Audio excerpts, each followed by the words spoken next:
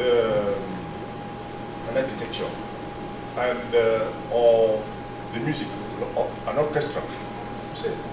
But at the end, what is the specificity of the superpistol? If it is same as an architecture, if it is same as an orchestra, I say okay. But what at the end, what is la recette? I don't know the name. What's the menu or the steps? What is the particularity or the singularity of the superpistol? For me, it was important. And to understand that, then one way you have is to try to analyze this recette or this menu through linguistics. So I would like to show you how can you use. And to talk about the singularity of the research, you have to master of what's or their morphosyntactic system, but not their anthropological system. That's the basis. I'm not sure if that's clear. So, is it clear or not? So I'm talking about my way to think about semiotics. Through linguistics, but not through anthropology, but not through phenomenology. Okay. And you have, so that's grimace. And when sometimes we talk about the basis, the phenomenological basis of semiotics, you have Floch. Floch used to use the phenomenology basis to analyze things. For example, when he built his this square, this narrative, this square, you know, semiotic square, you know, about les objets de consommation, c'est practical, aesthetical, and so on. You know it more than me. So, okay, the basis is phenomenology. Is how things are shown to be seen. A car can be shown to be seen as practical things. For me, it's a phenomenology. It's a kind of point of view. And the basis to analyze the point of view is phenomenology. Just you would like to read Merleau-Ponty or something like that, or Husserl, to talk about how things are given to be on the street. So, but it's okay too. And sometimes you have also many semioticians who proceed like that. For example, when Fontanier starts to talk about the point of view, the basis is phenomenology. So, talk about how an observer and informer has put together to build a point of view. It's like a kind of event, you know. A point of view is a kind of event which happened. For me, it's correct, it's right, but it doesn't help me to understand how a point of view is constructed, how a point of view is articulated as a point of view. This I have, if I can describe this room and the kind of sensible point of view, it's correct. But how practically and how formally this point of view is given. The one way I have to analyze the thing is to talk about the form and how this form are matched together. And this is the linguistic basis.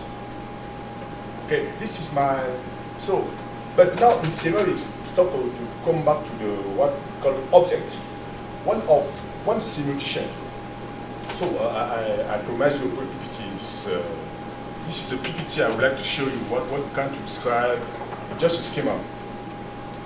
And alors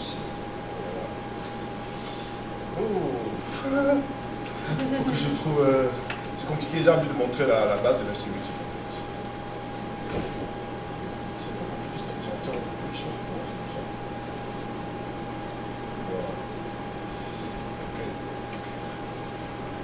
This is what I was talking about. For me, this is the basis of, let's wait 1 second. Sure. This is what I was talking about. This is the basis of semiotics. You have this typology, you have this, what is what we call phenomenology etymology, but it's really what I just call it phenomenology. But this is switch. It's like kind of evident because one of the basis of semiotics is signs. Okay, but it's like kind of evident things. You can reach or you can rencontrer. I don't know what you call rencontrer in English. You can meet. Every time we do semiotics, we meet many things close to linguistics. But for us, it's like evident things, and we don't take the time to try to understand what are the bases, what are the complexity which help us to talk about, for example, what's going to have himself, for example, but not as a linguist. We all every time use themselves as a semiotician. For me, it's a mistake. When we talk about plan de l'expression, plan du contenu, etc., to build semiosis, but themselves is linguist too. And my question would be, what themselves, for example, brought us to semiotics. Now, so okay, we talk about science, so there is not really a main basis. There's not a huge reflection from these things. That what explains the proposition of Montaigne. Semiotics works on two things, two fields, this and this. Oh, okay, we have also linguistics, but we don't care about that. Okay? This is okay. This is, well, my first argumentation was based on this. But I would like to talk about this way, but not from this methodologies, but others. We'll talk a lot about himself. Okay, so that's it. So I will move. No? It's okay for you? Okay, I can move. Okay. I promise not to use PPT this afternoon. We are going to use PPT when we start to work on many examples. I used when I was a consultant. I will talk about everything like logos and so on. Okay. Now,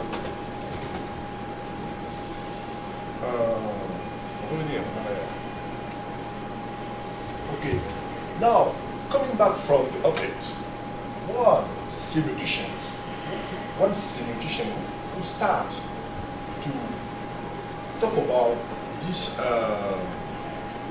subject was Jean-François Bortmann.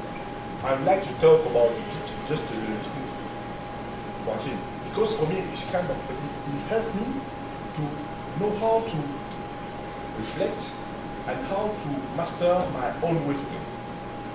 What are the theoretical propositions of Jean-François Bortmann?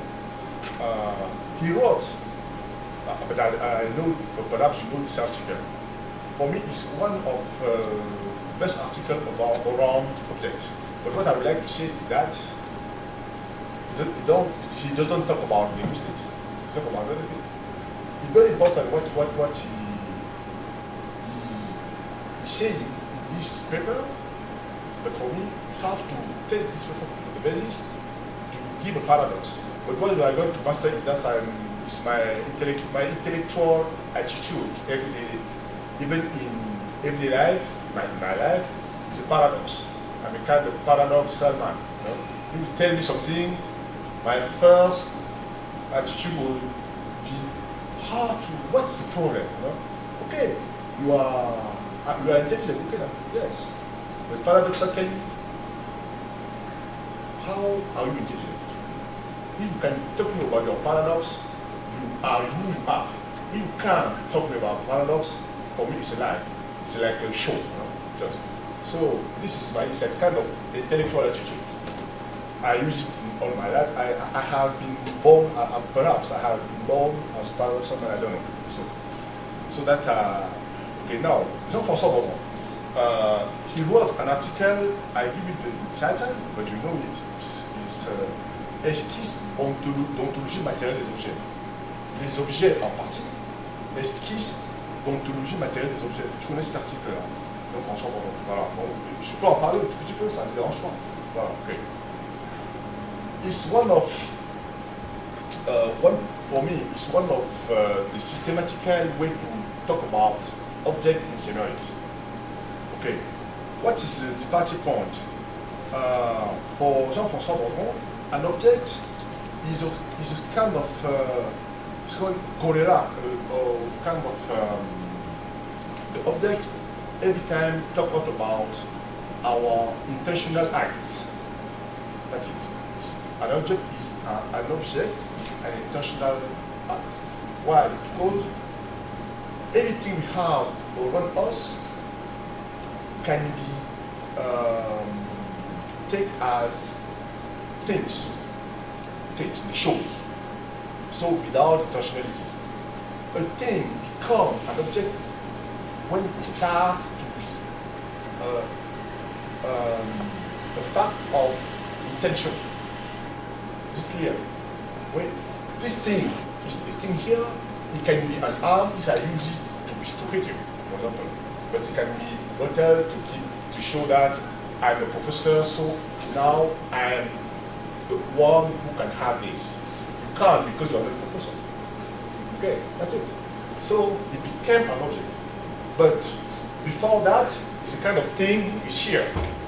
Is it clear? It became also a thing to job. Like put water and water, just. It was formally it's bottle water to be drink, but I can use it to job. I can use it to hit you. I can use it. So for Jean-François Baudron, if the thing can be mastered as this, it can become an object because we have this intention. This is his proposition. And now François Baudron built 5 rules of intentional acts. Okay. It is that rules who make things become object. First, so I would like to talk about this. First rule is what's called the categorial intentionality. Intentionnalité catégoriale. C'est pour cela que je voulais créer intentional, categorial intentionality. Is it clear? What's intentional categoriality? Is the thing help bring us to describe objects as material. You know, for example, you can describe an object through their categories. For example, this bottle has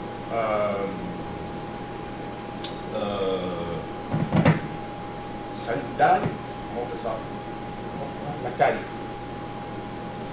No, okay, forget it. It has a size, it has form, it has a volume, that's a category. It's like, okay, it has also, you can count this, have 500 millimeters. You can describe this as kind of bottle with a quantity, with a number, with a unit. It's a category. You can put these objects, you can describe this object as through the category. It has also a quality. It's smooth, or it's hard, or it's liquid, and that's what it's called category. Is it clear? That is the categorial intentionality.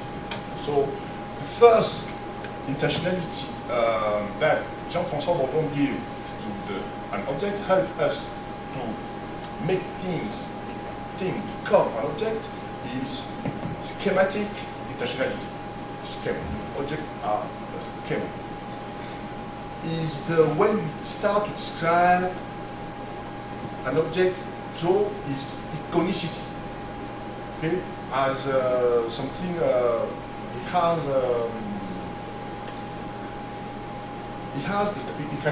can be perceived as something. It can be perceived as something tall. It can be perceived as something as well. It can be described as, for example, you can use it. This is a bottle, but you can draw this object somewhere there. You can put it with other objects and describe, okay, this is a glass, or this is a glass, which is plastic, and this is a bottle. So we call it iconicité pure. Right? So when I like to describe this thing as an aesthetical thing, I talk about what we call iconicité pure. Okay. This kind of aesthetical. Okay. Now the third rule Jean-François Borot described is kind of, he call it eidetic intentionality. C'est pas comment on traduit ça, intentionnalité eidetique. Eidetic intentionality. Okay? Is when we describe and when we see an object, no. When we perceive, or no, when an object is given as to be perceived by understand, by law. Okay, for example, this bottle is drawn to be seen. Okay, so how many things, this kind of many information marketer use to, but this object can be conceived also to be having touch, or can to be understand when we are a marketer. It's very important the way you open the bottle. Okay? Does it make a noise or not? For example, if you put a kind of like you have sable, of course. When you're on the sea, you have this kind of, if you put it in the water, it's